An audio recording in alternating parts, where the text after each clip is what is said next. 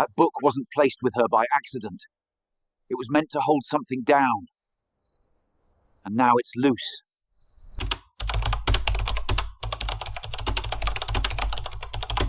I'd seen a lot in my 38 years at the cemetery. Rushed burials, nameless bodies, candles lit where there shouldn't have been anyone.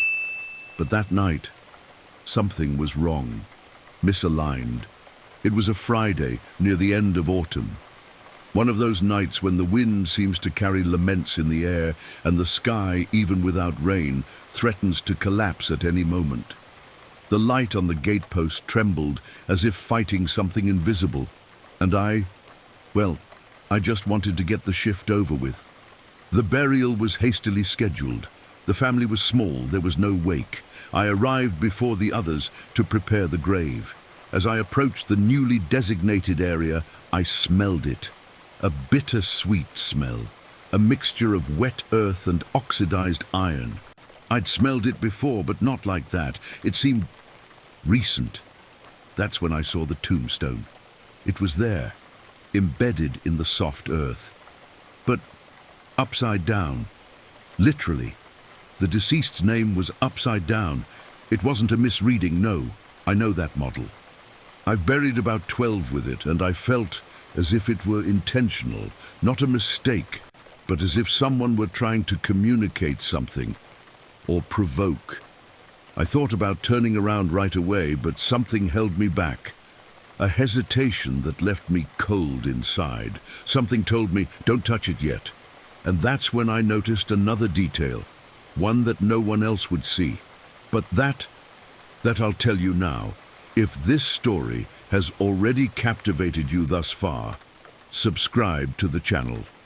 And leave a like now, because what comes next will shake up everything you believe about what happens after death. I returned the next day at dawn. The fog still covered the ground like a thick white blanket. And even with the sun trying to break through the cloudy sky, the chill of that early morning seemed to have lodged itself in my bones. I couldn't sleep well after that image. The overturned tombstone wouldn't leave my mind. And worse, there was no official record of its installation in the previous night's report. This isn't normal. Here, everything has a protocol. Everything is recorded. But no one had signed off on placing it there. And that, for me, was the first warning. As I approached the grave, the feeling of unease only grew. The ground was slightly sunken, as if something had been pressed in there with greater force than usual. The woman's name, Margaret L. Hollister, was still carved backward, its letters carved in matte black marble, as if the name itself were. Rejecting peace.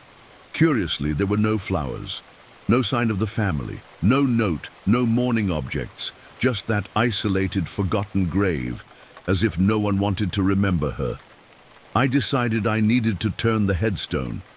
Inside, my reason screamed that it was just a technical error, a new employee, or a bizarre coincidence.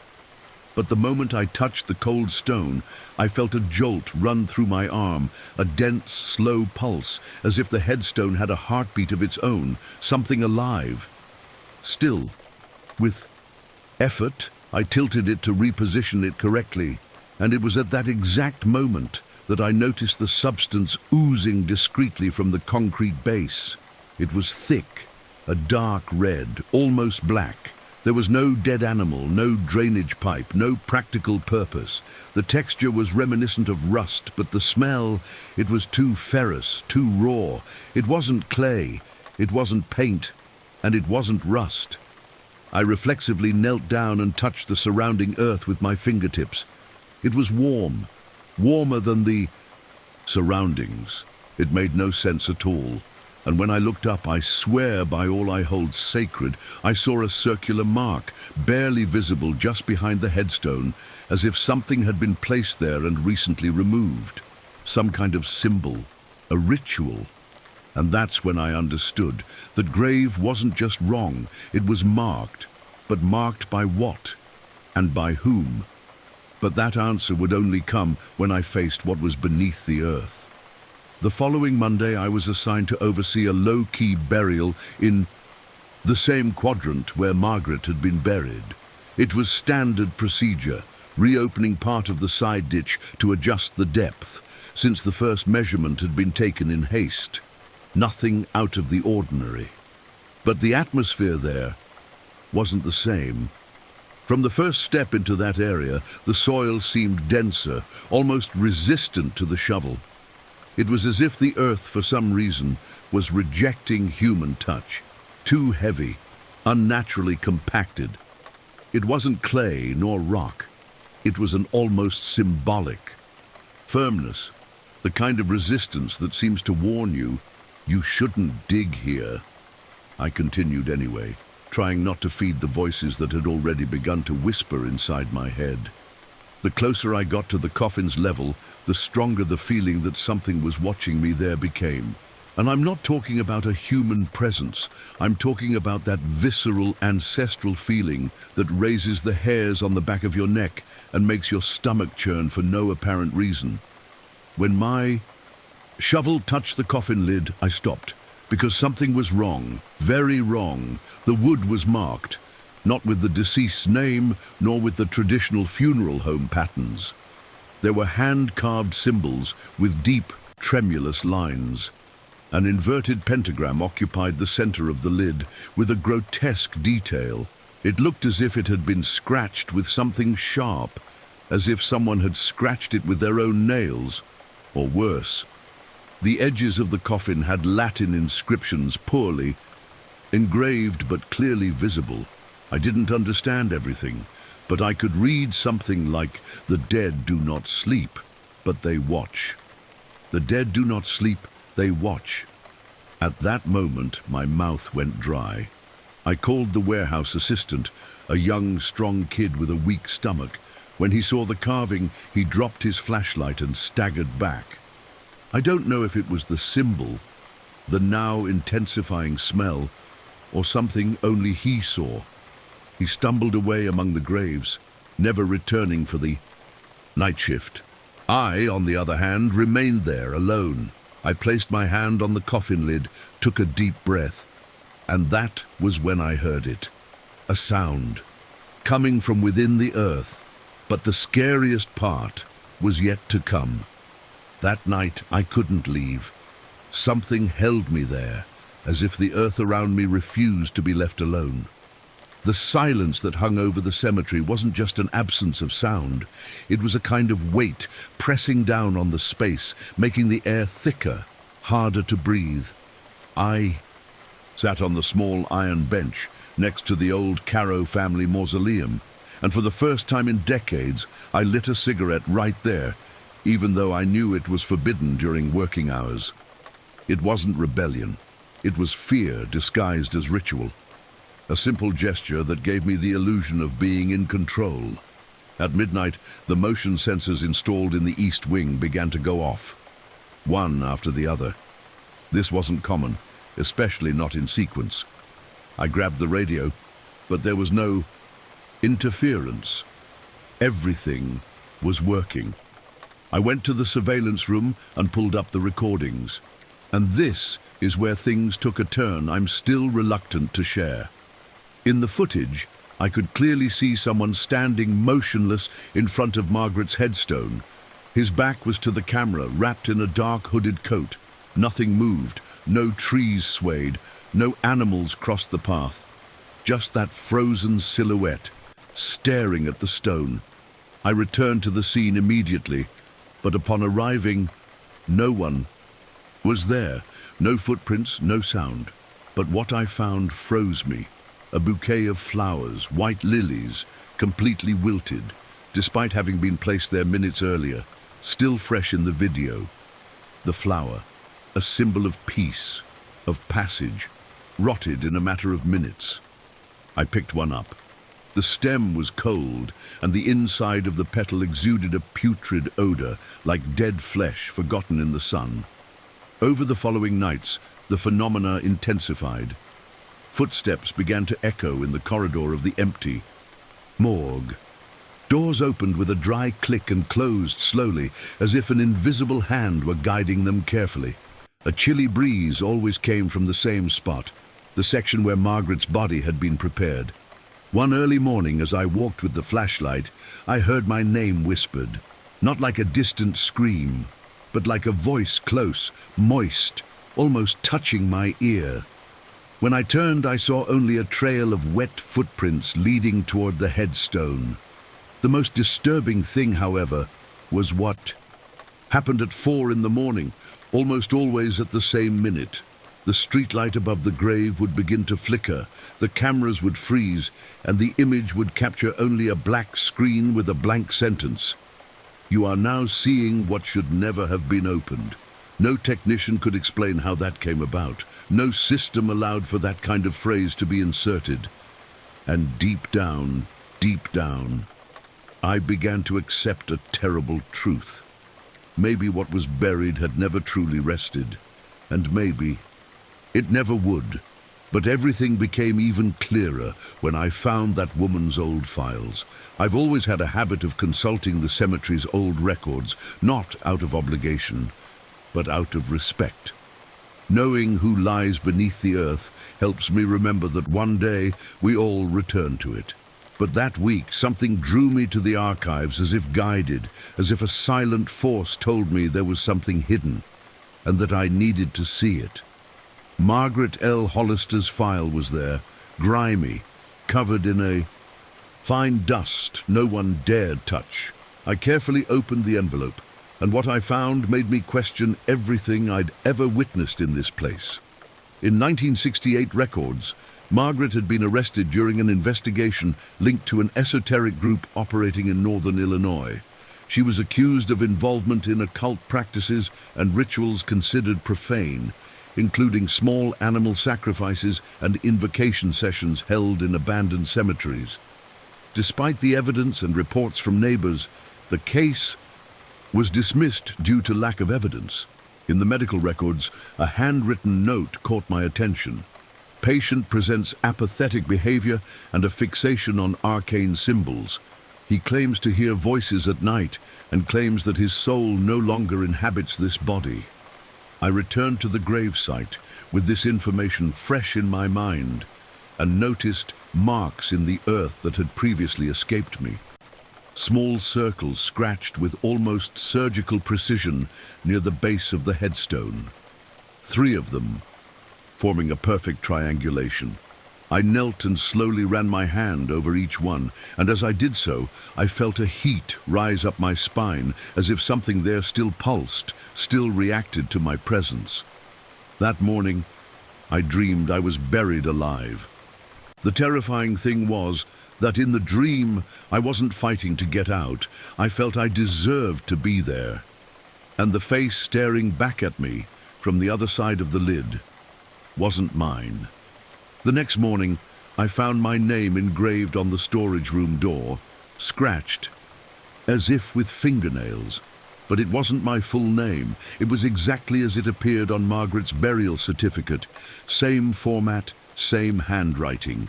And there, in that moment, I knew with a cruel clarity that land wasn't just chosen at random. It was prepared. The inverted headstone wasn't a mistake. It was a seal, and I was the one who broke it. 2 weeks later, I resigned. Not out of fear, as many might think, but because of a feeling I couldn't quite name. It was as if I'd violated an invisible boundary, as if my presence there was upsetting something that shouldn't have been touched.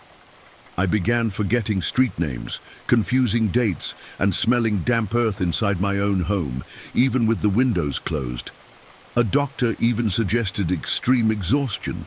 But how could I explain that every night, at exactly 4:13 a.m., I woke with the feeling that someone was sitting at the edge of my bed silently watching me?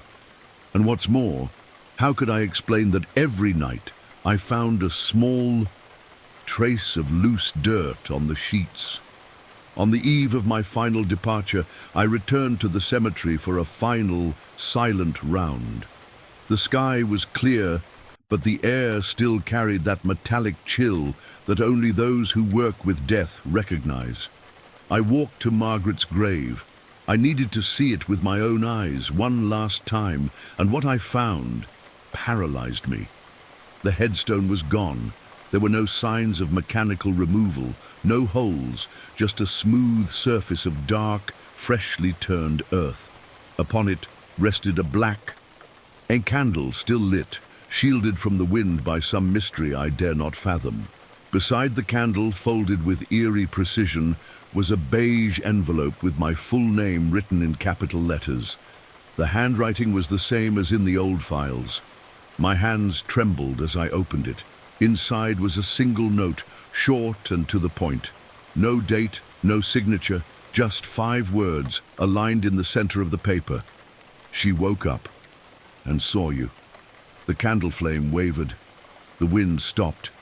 And in that second, I heard nothing, but I felt it, a presence behind me, warm, very warm, like a breath coming from the earth. I returned home in complete silence. Since then, I've never set foot in a cemetery again. Not as an employee, not as a visitor.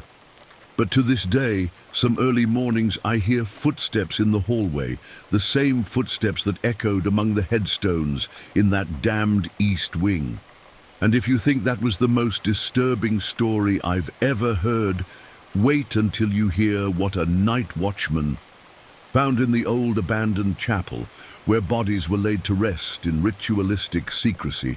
That really made me wonder if hell really has a gate, and if, by chance, it's already open.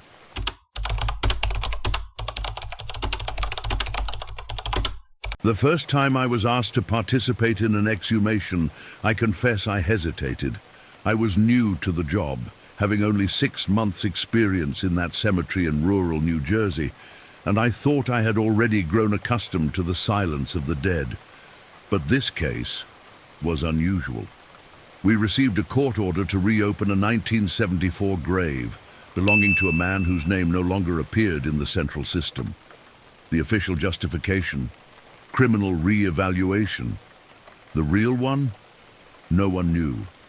The day was cloudy, but what caught my attention was the air, still, thick, as if something hovered above the ground. Even before the digging began, we noticed a strange smell. It wasn't exactly putrefaction. It was like burnt metal mixed with expired incense. The birds fell silent. The shovels didn't cut through the earth easily, and the deeper the digging went, the more the silence grew heavier, as if the earth were becoming denser, more resistant. We didn't know it yet, but we were digging into a place that, honestly, should never have been touched again. That's when I saw it. In the corner of the casket's frame, oozing through the cracks of the dark wooden coffin, was a dense, black substance, hardened by time. It wasn't paint, it wasn't varnish, it was zera. And not just in one spot, but in the 4 corners, melted in the shape of a cross, as if someone had sealed that lid with a clear purpose: keep something in there, or keep something from getting out. But that was just the beginning. If this story has already captivated you thus far, subscribe to the channel and leave a like now, because what comes next will shake up everything you believe about what happens after death. The moment we removed the final layer of soil around the grave, something immediately caught our eye.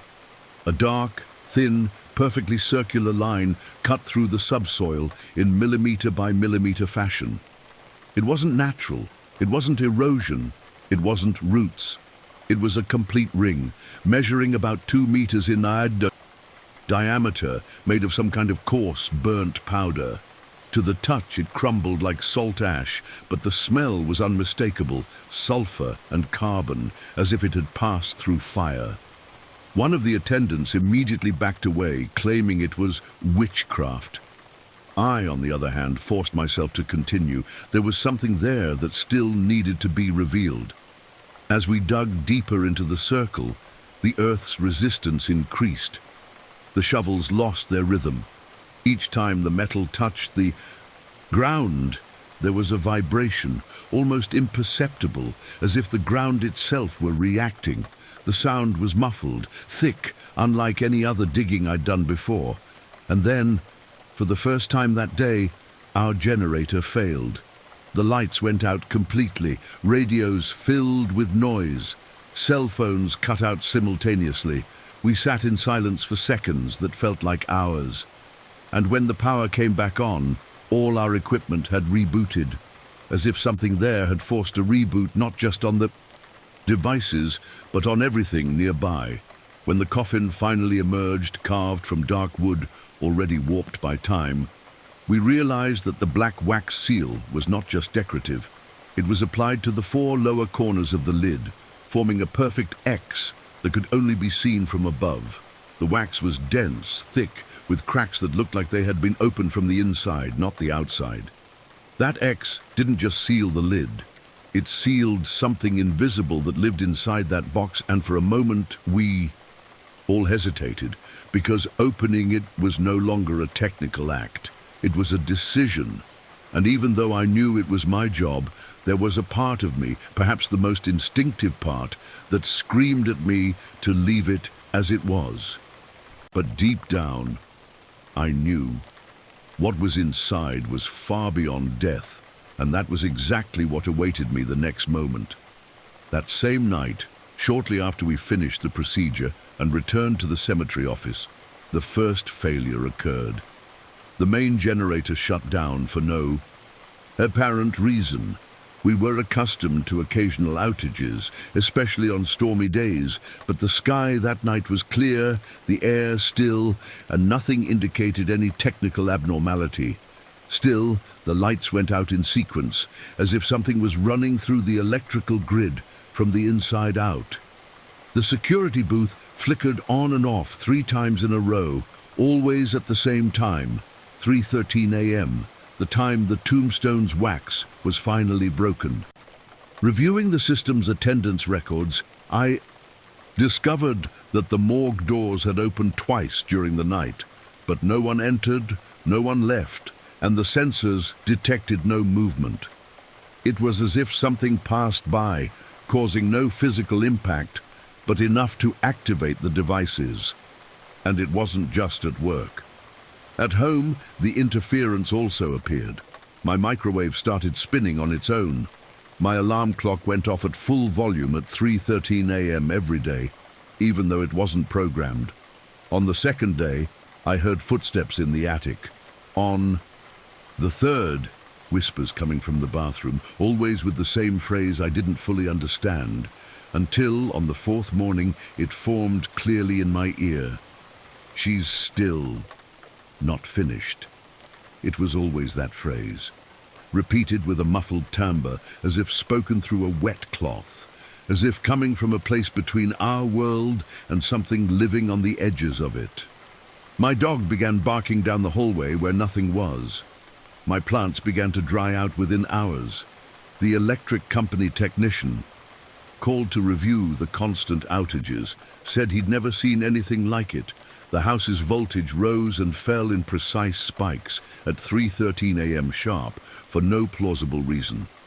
And even stranger, the measuring devices burned out at the exact moment he tried to record the anomaly.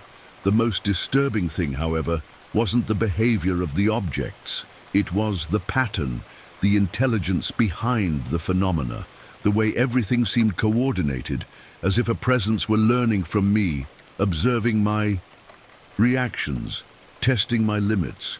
Sometimes, when I left the house, the lights would return to normal, but as soon as I set foot back through the gate, everything would tremble again, as if something had clung to my skin, something I'd brought with me from that tomb, something that once freed, I could no longer accept being ignored.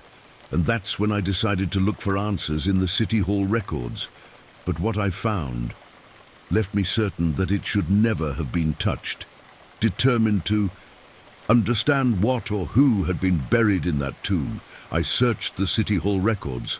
I expected to find an old file, something erased by time but still traceable. However, what I discovered was stranger than any technical glitch. There was nothing. No burial record with that name in 1974, no death certificate, no official burial permit, no record of the funeral home in charge. As if that person, if indeed it was a person, had never officially existed. I persisted and went to the cemeteries. Physical archives. I sifted through dusty files, pages fragile with age, torn labels and clipboards with handwritten notes. The only thing I found was a penciled drawer number. No name, no date, just the indication Sector G, Old East. When I took this information to the administration, the system froze, literally. The reception computer went into a loop and rebooted. So did the other terminals. The technician who tried to manually access the sector's data reported a corrupted file. Troubled by the complete lack of evidence, I decided to re-watch the footage from the day of the exhumation. I found a rough copy taken by one of the camera crew. At first, everything seemed normal. Excavation, pause, equipment preparation. But something gave me goosebumps the moment the coffin was raised. In the background, barely visible, there's two dark figures standing between the graves. They stand motionless, as if watching in silence. None of those present remember seeing them. And the second the medallion is touched, one of the figures slowly raises his hand and points at the camera. At that moment, the image freezes. The screen fills with interference. The video freezes, and to this day, we've never been able to recover that file. No backup survived. The technician swears this has never happened to another project. But I know that wasn't an error. That was a warning. And even without fully understanding what was released that day, the scariest part was realizing that somebody knew. And that all that had been sealed, not to protect what was inside, but to protect the world out here. It took months for me to accept the truth that had been forming within me since that early morning. The exhumation had not simply reopened a forgotten grave. It wasn't about a body, nor a criminal investigation. That tomb was a container sealed with methods no funeral manual teaches, with symbols that have never appeared in conventional books, with a black wax that, to this day, no laboratory has been able to accurately identify. And now I understood, perhaps too late, that it was not being guarded by the justice of men, but by the silent urgency of something much older and much more dangerous. The seal wasn't a mistake. The circle of burnt salt, the medallion, the blackouts, the whispers, they were all part of the same code, a carefully crafted ritual to maintain a contained presence, a presence that was not only disturbed, but released. I feel it every time. I enter a dark room, and the light flickers for no reason. I feel it when the temperature of the room changes abruptly, even on warm days. I feel it when my thoughts don't completely belong to me, as if something else shares my inner space. Today, I live far from the city. I've cut off all contact with the team from that day. Some moved out of state, others resigned and disappeared without a trace. No one wanted to talk more about what happened. And in a way, I understand. There are things that shouldn't be named, and there are stories that refuse to end, even after the last shovel of dirt.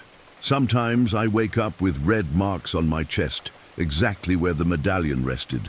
In some dreams, I see the two-headed serpent staring at me with hollow eyes and a smile that seems more human than it should.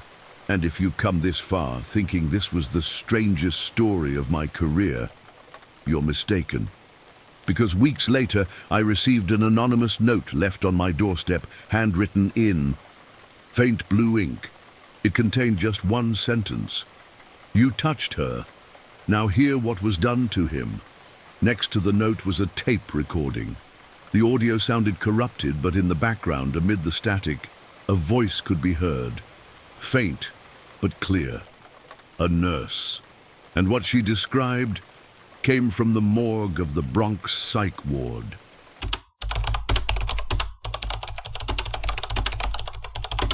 That night, The call seemed routine. A grave had sunk after days of constant rain, and it was up to me to rebuild it before the family showed up in the morning. I grabbed my flashlight and gloves and went alone. It was late, and the cemetery was shrouded in a thin mist that obscured the silhouettes of the more distant headstones. I'd experienced this before, grounds subsiding, graves sinking, nothing out of the ordinary. But there was something about this area, something that made me walk slower than usual. The air felt heavier, as if every step were being watched. The grave belonged to a child, a girl, buried a little over 3 years ago. The name engraved on the headstone was small, delicate, with rounded letters, and a little angel carved into the moss-stained white marble. The water had washed away some of the soil, leaving the top of the coffin exposed. I grabbed the shovel and began digging, but when I reached the lid, something caught my eye. The coffin was intact. No cracks, no leaks. And over the child's body, right in the center of the chest, there was a dark, aged, leather-bound book.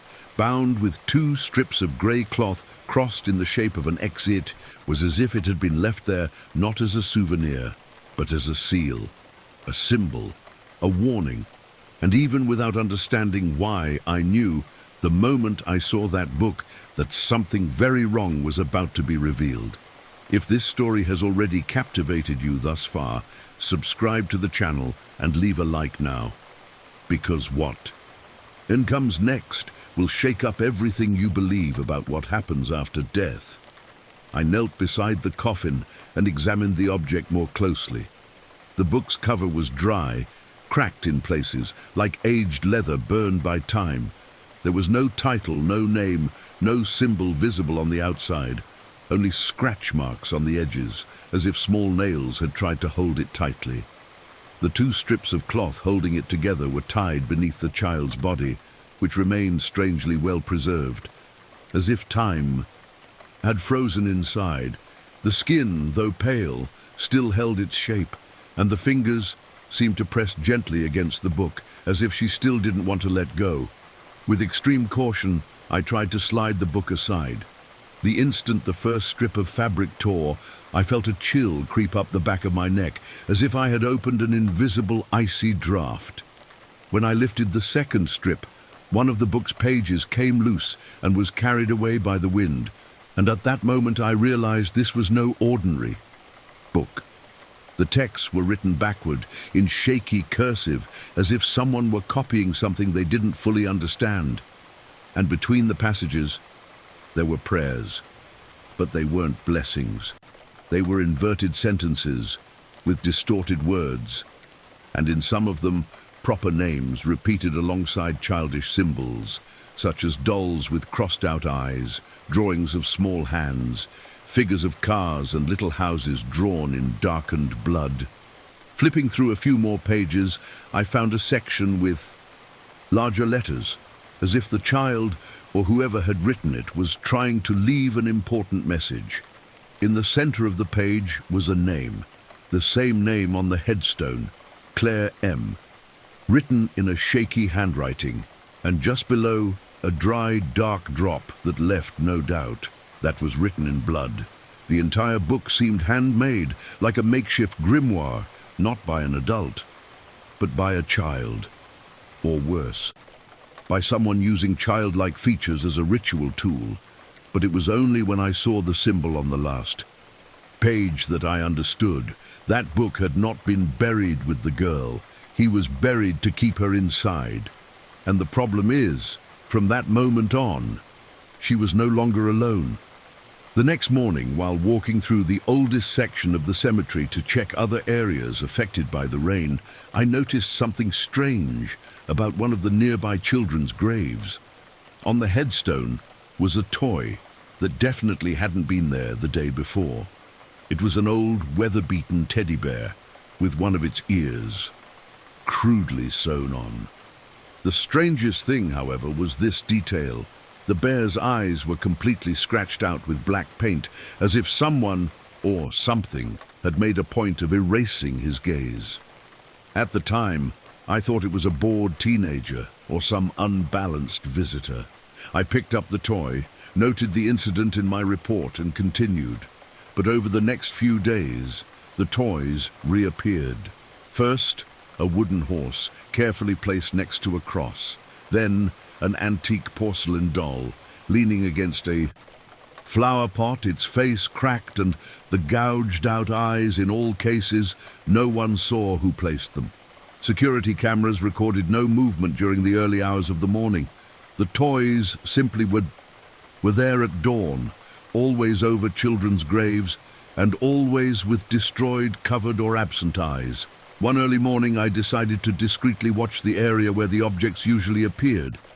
I grabbed a chair, a strong coffee, and hid near an old oak tree, where I could survey a wide area without being seen. The night was silent. No wind, no crows, nothing. And then, around 3 a.m., I noticed a slight movement near Claire's grave. The rocking horse, the same one that had been left there 2 days earlier, started moving on its own, creaking slowly under the orange light of the street lamp. I stood up slowly, every muscle in my body tense, as if sensing what was about to happen. As I approached, the rocking stopped, as if something had jumped off the ride just seconds before. I looked around. Nothing. But on the back of the saddle there was something new, a small handprint, imprinted on the wood with fresh dirt, with short, thin fingers, impossibly small to belong to someone alive there. I returned home that night with a disturbing certainty. She was walking among the graves, and like every child, I was just beginning to play. Over the next few nights, my relationship with the cemetery changed completely. What had once been a silent place, predictable in its morbidity, began to pulse. With a strange energy, as if something alive were prowling among the graves, something too light to see, yet present enough to feel. I avoided the children's sections after midnight, even without admitting it out loud. I always found some excuse, some paperwork to fill out, some fence to check. But the truth was, I was beginning to feel afraid. A fear that didn't come from outside, but from within. The kind of fear that warns before the event. Like a mouthless whisper, a formless presence. It was. On a particularly cold morning that everything changed forever. The clock read 3:17 when I heard, for the first time, the sound that completely paralyzed me. A high-pitched laughter, soft, almost muffled, echoed through the trees in the east wing. It wasn't loud nor urgent. It was like the laughter of a child playing with something hidden. Pure laughter, but out of place, displaced in time and space. I froze. The radio was off. There was no wind. The sensors didn't beep. Only the sound of laughter. And then the deepest silence I have ever experienced in my life. The next day, I went to the designated area, just to be on the safe side.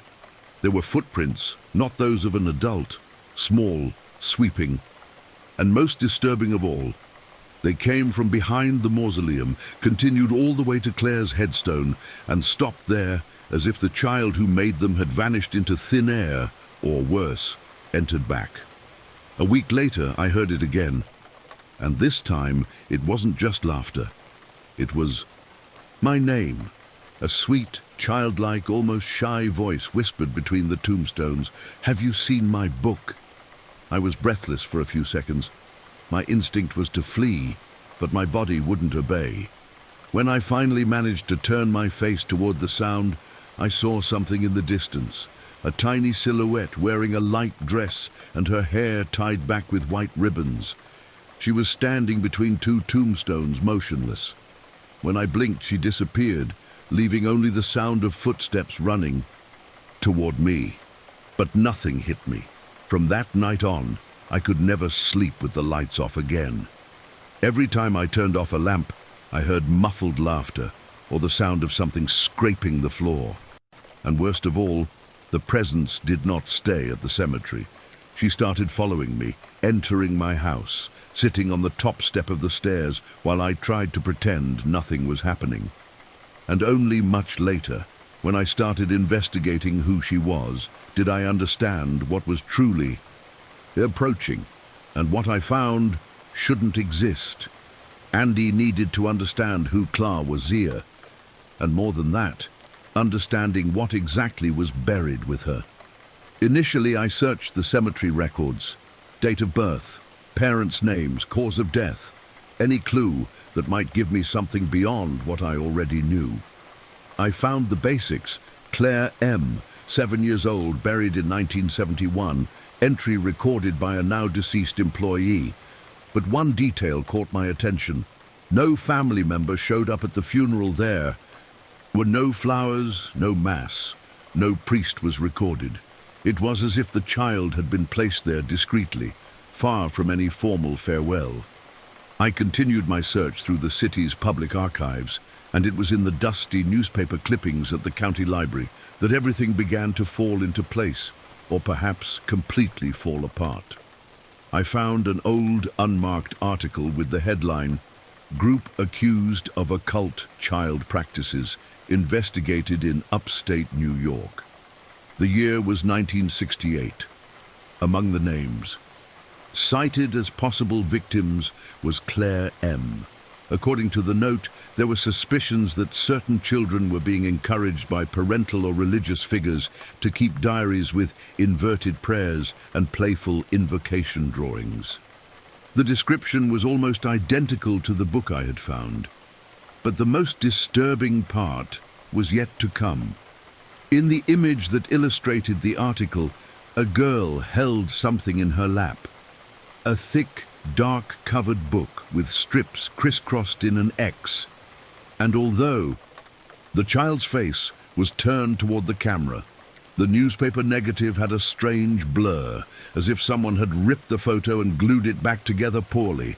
But there was no cut. The blur was in the original, as if the child's face had never been allowed to appear. I returned home with my hands shaking, and as I reviewed everything I had read, I noticed a detail that was almost insignificant, but it tore me apart.